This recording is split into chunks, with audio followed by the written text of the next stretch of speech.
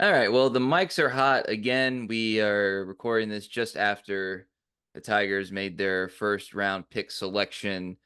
Bryce Rainer, shortstop, Harvard Westlake High School in California. Throws right, bats left. 6'3", 195. A little older of the prep guys. He had just turned earlier this month, 19 years old. But I will say this: I was monitoring the draft as we were recording the podcast earlier, and I was like, the prep guys are falling. I don't have some numbers in front of me, but 9, Connor Griffin, another guy that a lot of people liked and kind of hoped would fall, were it feels late for the first prep guy. I don't know history wise whether that's accurate or not, but it feels late to me. And the benefit for the Tigers is Bryce Rainer falls in their lap might be a little strong, but being available, it was not something that a lot of people anticipated would be the case. And as I put on X, way not to outthink the room, way not to overthink it. Scott Harris, I think at this point in the draft, you get a guy of that talent. I know, position of need, doesn't really exist in MLB draft, but it still kind of fits in this case. And he's a young guy that profiles at least to have some development timeline matching some of your other prospects, which how important is that? I don't know, but it is kind of fun to monitor from a fan's perspective. So Cody, your reaction to the Tigers taking Bryce Rainer with the 11th overall pick.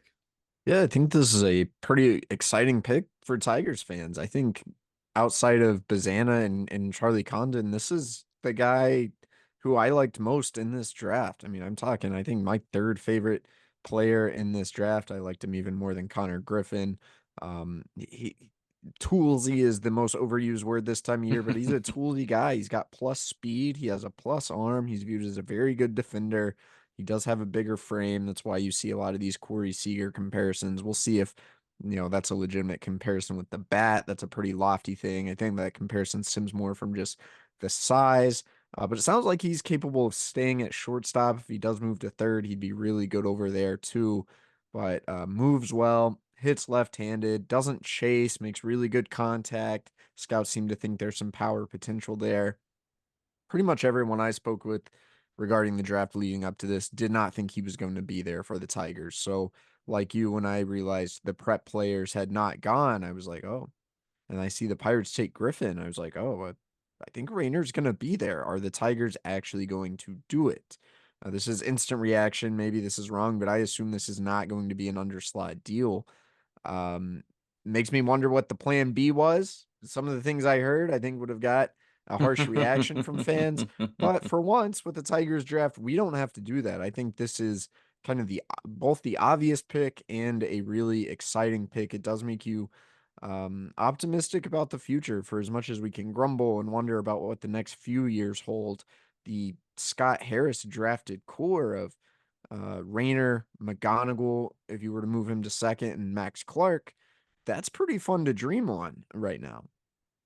Yeah, and the reason that I like this pick is because, or one of the reasons I would say I like this pick. Like some of the names that are, I don't know about your sources, Cody, so I'm not talking about those, but some of the names that were like associated with like, the laws and the Kylie like mocks and they're kind of like their sources that they use, they weren't that exciting. Like I'm sure these guys would be good players. I don't want to dispute that, but they weren't as exciting as a Bryce Rainer pick would be and now is.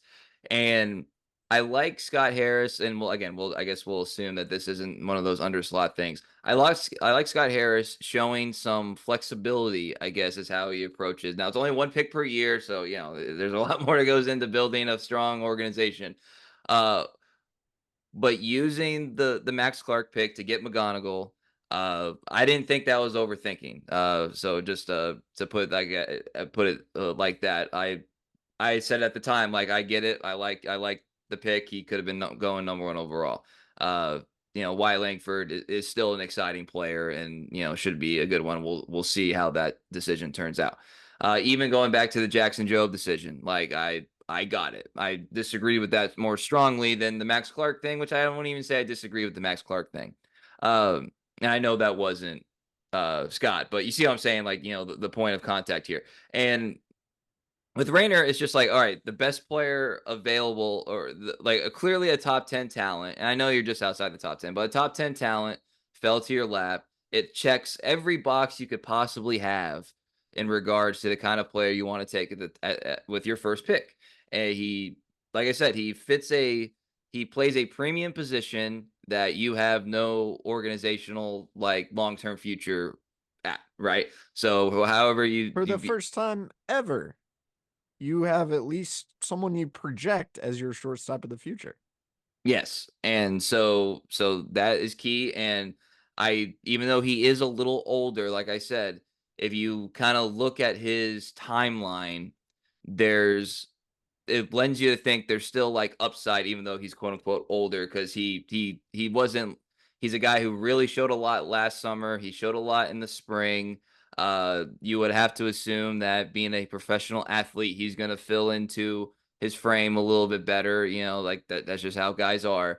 But people didn't know if he was going to be a shortstop at this time last year, prospect wise, and he went out and did the work in order to make him profile that way. So you got to give him credit for that. He was committed to play at the University of Texas. Uh, Recent controversial hires, notwithstanding, a very well respected and liked program over there down in Austin. And I would say this pick right here is like, what a hell of a week for the Tigers. Hell of a week for the Tigers. You take 304 against Cleveland. You take 2 out of 3 against the Dodgers, and a guy that I don't know, people didn't connect them to Detroit because he didn't necessarily expect him to be there. So I like that a lot. And if this was part of the plan to have like all quiet on the Western Front from the Tigers organization, it worked out well because a lot of people connected a college bat there or the Caminetti pick, which as of now, as I look at my most recent update on the tracker, I don't believe he's been picked as of the first. He has not been picked as of the first 16 picks. So So many people didn't want to take a high school pitcher. I don't think I'm not sure the Tigers would have taken him either, but I think they might have cut a crazy underslot deal with a player people wouldn't have been excited about. So we're going to talk to Scott Harris later this evening. The Tigers have a couple more picks coming up at 49 and 72 overall. I'll be interested to see. I mean, I'll ask him, did you think he was going to be there? I don't know. Who knows if Scott will be truthful or not, but I'll be interested to gauge his reaction on that. I'm really curious what it was like inside that draft room when they realized Rainer was going to fall. Because although, let's say maybe they had an idea, there's no way they could have been certain. And there were, like there are every year in the MLB draft, there were some surprises in this draft early on, starting at number 2 with Chase Burns, and then Weatherholt fell a little bit, and then obviously the prep shortstops we're talking about now fell a little bit. I don't know that anyone could have drawn that up exactly right going into draft night.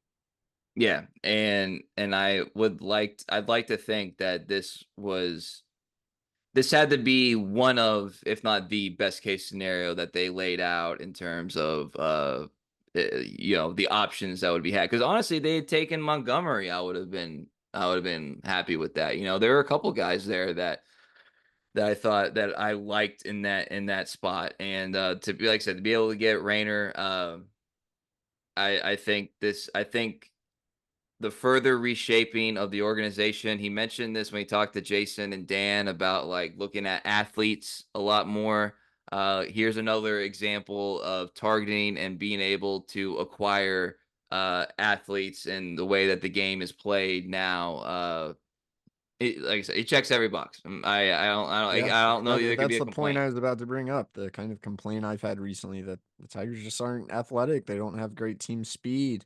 I know we're a long way from Clark and now Rainer being in the big leagues, but eventually, assuming their developments go well, you're going to have two quick guys, two athletes who can run around the field and hit some balls in the gaps. And and do some different things, play some plus defense. That just sounds exciting, and I really like the idea of those two guys being on the field together, not to mention a Kevin McGonigal and some other guys who could factor into that core several years down the line. Yeah. So now the young assembling of talent is pretty dang exciting, and we have sort of our new uh trio of guys that will get fans hyped at every level that they go moving forward. So I have no complaints about this pick. I like this pick a lot. I did not necessarily anticipate it being the case. There was nothing cute about this, but but that's okay. That's good. He's shown different levels of drafting styles, and while staying true to the mantra that as he's trying to build the organization.